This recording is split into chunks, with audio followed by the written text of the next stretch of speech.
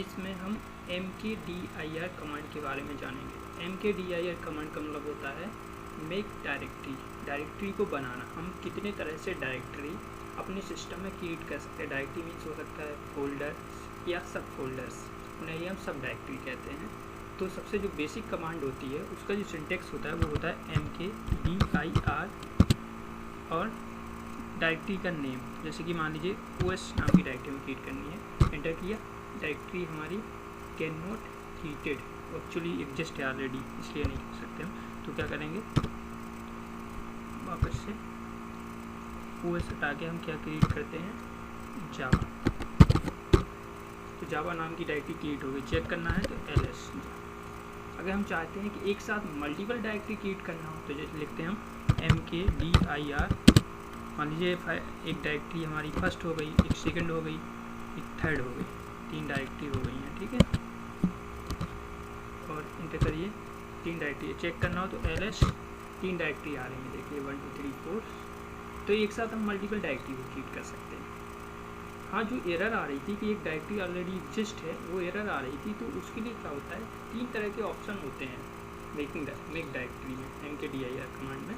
कि एक होता है p ऑप्शन, जैसे पेरेंट बोलते हैं कि वही नाम पेरेंट डायरेक्टरी का है, वही नाम हो सकता है हमारी चाइल्ड डायरेक्टरी का। जैसे पेरेंट डायरेक्टरी का नाम हमने लिनक्स रखा है तो चाइल्ड का भी नाम लिनक्स रख सकते हैं। अगर पेरेंट का नाम OS है, चाइल्ड का भी नाम हम OS रख सकते हैं। तो ये बेनिफिट होता है हमारे डेस्क में। चलिए उसी को पढ़ते हैं। mkdir ऐसे डायरेक्ट क्रिएट करते हैं, Linux Linux can not create files, ये क्रिएट नहीं हो सकती है एरर। लेकिन अगर हम mkdir -p Linux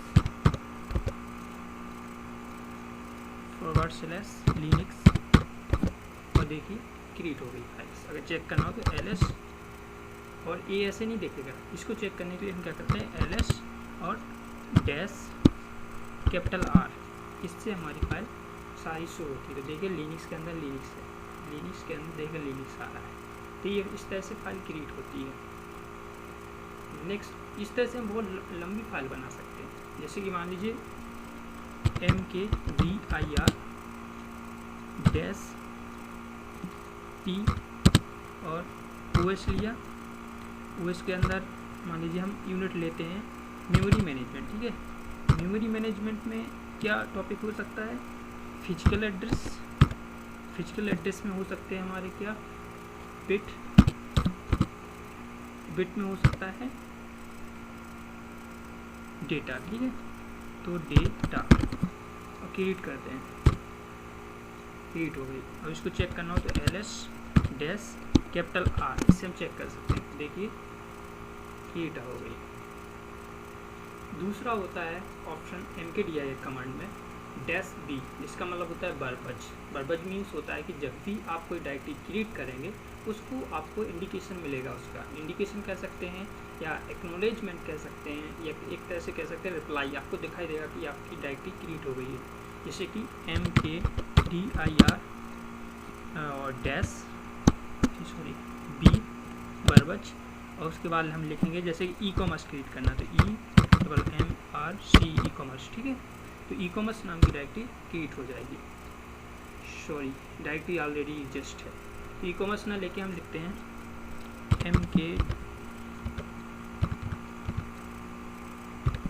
e-commerce already created है, तो ई-कॉमर्स ना लेके हम लेते हैं इंग्लिश लेते हैं, ठीक है, इंग्लिश।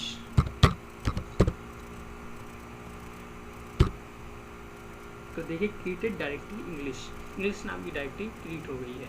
एक और ट्राई करते हैं, mkdir -barbis मैथमेटिक्स, ठीक है। मैथमेटिक्स नाम की डायरेक्टरी क्रिएट हो गई है। इसका मैसेज क्यों नहीं आया, हाँ, क्रिएटेड डायरेक्टरी मैथमेटिक्स। चेक करना हो तो ls, इसमें हम देख सकते हैं मैथमेटिक्स शो कर रहा है। लास्ट है कि mkdir के साथ हम -m, उसे हम CHM मोड बोलते हैं, अगर मोड लगा देते हैं तो उससे हम डायरेक्टरी में डिसाइड कर देंगे हमारी डायरेक्टरी को कोई अदर यूजर्स एक्सेस कैसे करें, मतलब एक्सेस एक्सक्लूसिव राइट बोलते हैं। राइट में क्या रहेगा कि यूजर केवल उसे रीड कर सकता है, यूजर उसे केवल राइट कर सकता है, या यूजर उसे एग्जीक्यूट भी कर सकता है, या उनमें से किसी को कुछ नहीं कर सकता। इस तरह से हम अपनी डायरेक्टरी में जो राइट हैं उन्हें डिसाइड कर सकते हैं। जैसे कि mkdir-m, उसके बाद m के बाद हम लिखेंगे, मान लीजिए हमने 0 दे दिया। 0 का मतलब होता है ना तो रीड कर सकता है, ना राइट कर सकता है, ना ही उसे एग्जीक्यूट कर सकता है।